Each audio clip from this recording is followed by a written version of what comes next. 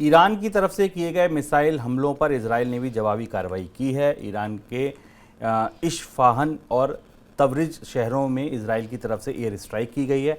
अमेरिकी अधिकारियों ने इजराइल के इन हमलों की पुष्टि भी की है। इजराइल की तरफ से किए गए हमलों की वजह से वैश्विक बाजारों में फिर से हलचल बढ़ गई है। शेयर बाजार में ज़बरदस्त गिरावट, हालांकि भारतीय बाजारों में सुबह तेज़ गिरावट के बाद वापसी देखने को मिली। सुरक्षित निवेश के लिए बेहतर विकल्प माने जाने गोल्ड और डॉलर में तेजी है। तनाव की वजह से कच्चे तेल की कीमतें फिर तेज हैं।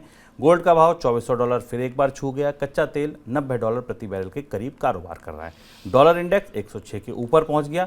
डॉलर और कच्चे तेल में तेजी की वजह से रुपए में फिर दबाव देखने को मिल रहा है। रिकॉर्ड निचले स्तर तक रुपया एक बार फिर गया। 2 दिन पहले ही हमने आपसे कहा था एक नए तूफान में रुपया फंस गया और इस समय दुनिया में जो भी घटनाक्रम चल रहा है, चाहे वो डॉलर की मजबूती हो, कच्चे तेल की तेजी हो, शेयर बाजार में एफपीआईज की बिकवाली हो, ये सारे घटनाक्रम कहीं ना कहीं रुपए के लिए नेगेटिव हैं। सो सर, कच्चे तेल को लेकर अब नया परिदृश्य क्या बन रहा है?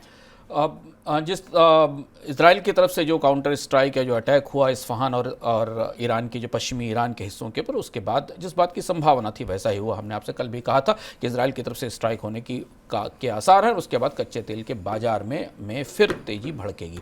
अब यहाँ एक बेहद पशोपेश भरी परिस्थिति तेल के बाजार में बन रही, जो हमारे लिए समझना ज़रूरी है और जिसके असर भी समझने ज़रूरी हैं। अभी ताज़े जो आंकड़े मिल रहे हैं उस हिसाब से क्रूड ऑयल के बाजार में, ब्रेंट क्रूड के बाजार में जो रिस्क प्रीमियम है वो $5 से $10 पर बैरल का है। यानी इतना रिस्क प्रीमियम बाजार मानकर चल रहा है कि अभी की स्थिति में भले ही धीमी इंटेंसिटी का वार हो, पर अगर इजराइल ने ईरान पर पलटवार किया है तो ईरान की तरफ से इजराइल पर पलटवार होगा। यानी कोई तेज एस्केलेशन नहीं भी हो, फिर भी ये तनाव तेल की कीमतों को ऊपर रखेगा। लेकिन अगर कोई बड़ा एस्केलेशन होता है ईरान की तरफ से तो कीमतें $130 पर बैरल तक भी जा सकती हैं बाजार के अंदर। इस बात के अनुमान और संकेत दिख रहे हैं, जो कि बेहद चौंकाने वाला और सनसनीखेज स्तर होगा। लेकिन यहाँ ओपेक देशों की एक दुविधा भी है शुभम।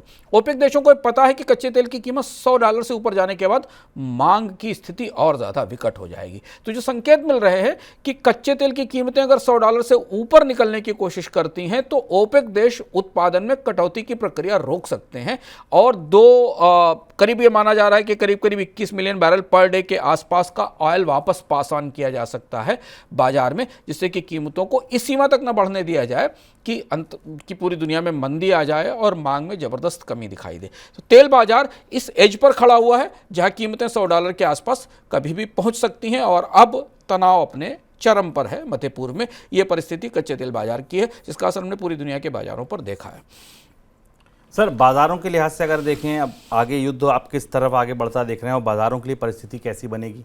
बाजार कई तरीके से समझने की कोशिश कर रहे हैं इस घटनाक्रम को। दुनिया की बड़ी ताकतों का रुख क्या होगा? अमेरिका ने फिलहाल इस मामले में सीधे दखल देने से मना कर दिया है, लेकिन अमेरिका की तरफ से आने वाले बयानों का असर बाजार पर होगा। अमेरिका की सबसे बड़ी चिंता यह है कि कच्चे तेल की कीमतें अगर लगातार ऊपर होंगी तो अमेरिका में महंगाई वापसी कर रही है। अमेरिका में चुनाव होने वाले हैं, WTI की कीमतों में भी उस हिसाब से बढ़ोतरी होगी जो अमेरिका का क्रूड है। तो इसलिए अमेरिका ये चाहता है कि ये या तो डिस्केलेशन हो या लो इंटेंसिटी की मुठभेड़ें बनी रहें, ये वार एस्केलेट होकर बड़ा ना हो जाए और फुल स्केल वार में बदल जाए।